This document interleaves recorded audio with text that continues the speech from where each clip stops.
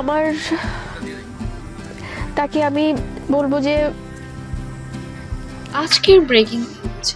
এবার শবনম ইয়াসমিন বুবলি লাইভে এসে কান্নাকাটি করে সাকিব খানের উদ্দেশ্যে শেষবারের মতো কিছু কথা বলেছেন। কান্নায় ভেঙে পড়েছেন এবার ঢালিউড কুইন। আরেক ঢালিউড কুইন যে কিনা অপবিশ্বাসে সতীন শবনম বুবলি যে ইতিমধ্যে জঙ্গলি ছবি নিয়ে বেশ সমালোচনায় রয়েছে, তবে বরবাদও রয়েছে যেন সবার তুঙ্গে।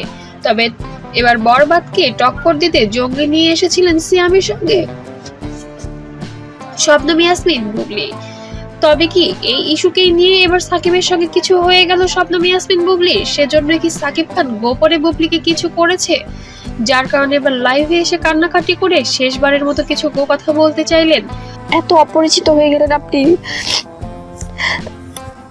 আপনি আমাকে খুব ভালো করে চিনেন এবং